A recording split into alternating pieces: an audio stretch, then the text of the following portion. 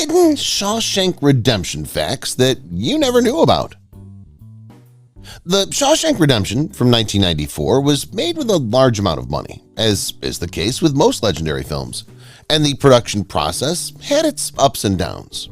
The completed result, on the other hand, was an indisputable masterpiece that got 7 Academy Award nominations and was hailed as one of the greatest cinematic achievements of all time. No matter how many times you've watched Shawshank, and given how often it's on TV, you've certainly seen it a lot, there's a plethora of facts about the picture that you're definitely ignorant of, and it just adds to its mythology. Keep watching to discover more about the film and share this with other fans. A-list actors in line to play Andy. It's difficult to imagine anybody other than Tim Robbins portraying Andy Dufresne, although several other A-list actors were considered. Nicolas Cage, Kevin Costner, Tom Hanks, Jeff Bridges, Tom Cruise, Johnny Depp, and Charlie Sheen were among those considered. Hanks was approached for the job but declined owing to his obligations with Forrest Gump.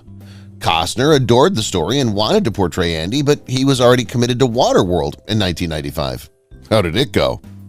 At the 67th Academy Awards, Forrest Gump defeated Shawshank Redemption for Best Picture, while Tom Hanks defeated Morgan Freeman, Red in Shawshank, for Best Actor. Robbins did get a nomination. Rob Reiner wanted the rights badly. Rob Reiner paid Frank Darabont $2.5 million for the rights to direct The Shawshank Redemption because he was so impressed with the screenplay that Darabont wrote. Darabont pondered Reiner's offer but eventually opted to decline and direct the picture himself, citing his opportunity to do something truly extraordinary. If Darabont had given the picture to Reiner, it would have looked quite different. Reiner allegedly wanted Harrison Ford for the role of Red, Morgan Freeman, and Tom Cruise for the role of Andy, Tim Robbins. What was in that pipe? Andy Dufresne is shown crawling down a sewage-filled pipe in the famous scene in which he escapes from the Shawshank State Penitentiary. Andy crawled to escape through 500 yards of shit-smelling foulness I can't even comprehend, Red says. What about the sewage? It was a concoction of water, sawdust, and chocolate syrup. Fans who visit the Ohio State Reformatory in Mansfield, Ohio, the actual site of the fictitious jail, say that they can still smell chocolate from the scene's filming even after all these years. Not all fun and games. According to Morgan Freeman, shooting this picture was not a very pleasurable experience. That was a bizarre production, the Academy Award winner told Entertainment Weekly in 2001. On the shoot, there were some tense moments between the producers and the actors, the directors and the actors, and everyone else. Just the personality differences between groups. That's bizarre. Let's not bring it up again. Whatever those disagreements were, they had no detrimental influence on the end result, since The Shawshank Redemption was nominated for 7 Academy Awards and is generally recognized as one of the finest films of all time. Goodfellas' impact on Shawshank. If you watch the legendary mafia film Goodfellas from 1990, you'll notice several parallels between it and The Shawshank Redemption, most notably the use of voiceover narration throughout the films and the passage of decades. This was not an accident. The film inspired director Frank Darabont, who watched it every Sunday during shooting. If you're going to base your aesthetic after another filmmaker, why not Martin Scorsese? Stephen King approved. Stephen King's 1982 novella, Rita Hayworth and the Shawshank Redemption, served as inspiration for The Shawshank Redemption. If you haven't read it yet, we strongly encourage you to do so. All of King's childhood recollections of seeing prison movies aided him in writing the novel. King also said that Shawshank Redemption was one of his favorite films based on his writings, although there have been many. His sole criticism of the picture was that the sewage pipe through which Andy crawled to freedom was too round. Rita Hayworth's name appears in the book because, as was shown in the film, Andy had a portrait of the actress in his jail cell. Where were the women? Only 2 women speak throughout the whole film, which lasts 2 hours and 22 minutes, and both have tiny roles. The first lady to speak out is an irate grocery store customer who instructs Brooks Hatlin, James Whitmore, to double bag.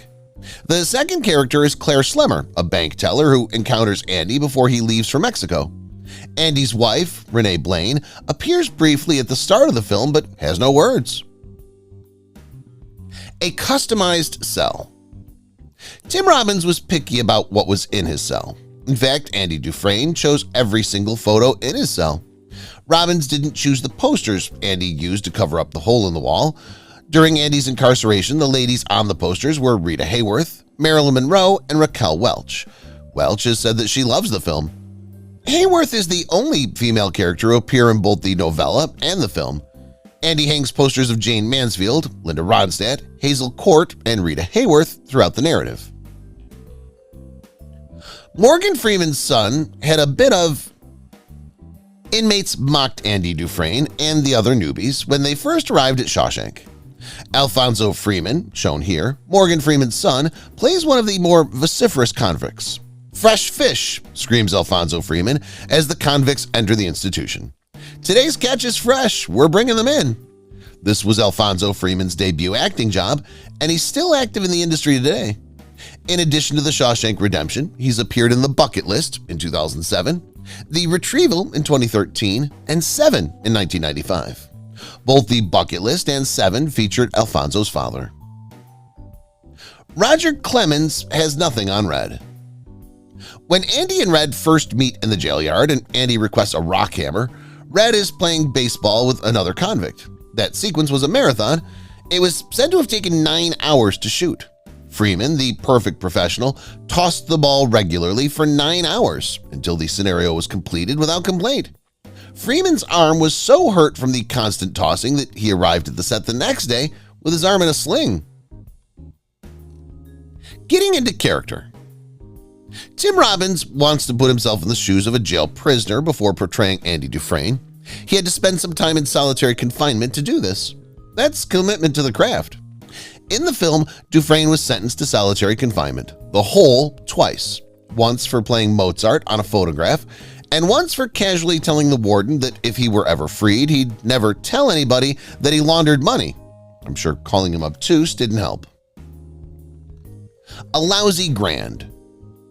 You may recall from earlier in the slideshow that Rob Reiner gave Frank Darabont $2.5 million for the rights to the screenplay.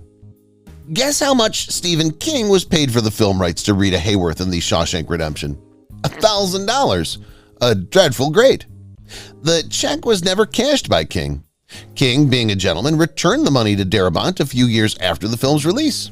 The check was accompanied by a heartfelt message that stated, "In case you ever need bail money, Steve, love." The origin of Red.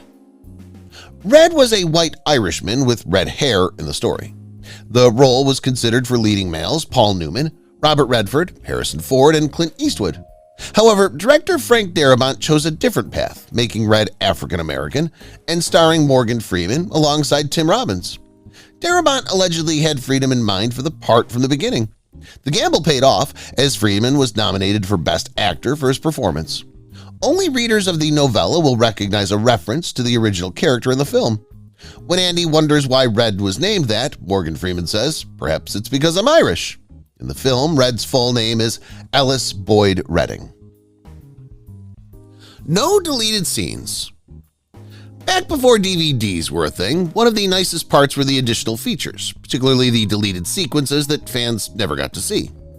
Director Frank Darabont didn't think much of his film's deleted sequences. After all, there's a reason they didn't make the final edit. He was so embarrassed and disgusted by them that he made certain that none of them appeared on the Shawshank Redemption DVD. We, for one, would love to see them, and we're sure we're not alone in this sentiment. And for what it's worth, given the film's great talent, we're prepared to assume they were really terrific. Raising the volume. Warden Norton, Rob Gunton, asks that Andy Dufresne, Tim Robbins, turn off the record player immediately while Andy is playing opera music for the whole jail to hear. Dufresne leans toward the player as if he's about to do what the warden instructed, but instead boosts the volume. Robbins came up with the notion to make the music louder. Captain Hadley's preparation. Clancy Brown claimed that before taking the part of Captain Hadley that numerous genuine prison officials volunteered to collaborate with him to make his depiction more realistic. Brown, on the other hand, turned them down since his character was corrupt and abusive, unlike the great majority of correctional officials. Hadley made the correct choice. He nailed the character of a cruel, despised commander under Warden Norton. The backstory of Red's crime. Red, Morgan Freeman, acknowledges to Andy that he's guilty of murder and tells the parole board that he committed an awful crime in the Shawshank Redemption. He never says anything about the murder's circumstances. Red adjusted the brakes on his wife's automobile so that she would die in an accident and he could collect her life insurance, according to Stephen King's novella. His plot succeeded, his wife was slain, but another mother and her baby son were also killed accidentally. It was possible to play Tommy Williams. Brad Pitt. Pitt was the inspiration for the character, a young, brash newbie to Shawshank that Andy Dufresne takes under his wing. Pitt chose to play the lead in Interview with a Vampire, 1994, rather than the minor part of Tommy Williams. Gil Bellows, pictured here, was cast in the character of Williams, and he performed an excellent job in his little appearance. Morgan Freeman's favorite film. Morgan Freeman has had an illustrious career, appearing in 120 films and TV shows between 1964 and 2018. It seems like 120,000, doesn't it? And winning an Academy Award for Best Supporting Actor for his efforts in $1 Million Baby in 2004. He also received Academy Award nominations for his roles in Street Smart in 1987, Driving Miss Daisy in 1989, The Shawshank Redemption in 94, and Invictus in 2009. His own favorite film is Shawshank Redemption. That's saying a lot, given Freeman's body of work and amazing accomplishments. On a tight schedule. Because the shooting schedule was so tight, the production team threatened to punish everyone who arrived late to the set. Tim Robbins and William Sadler were twice late, but were never penalized. Surprisingly, the film's production was finished ahead of time.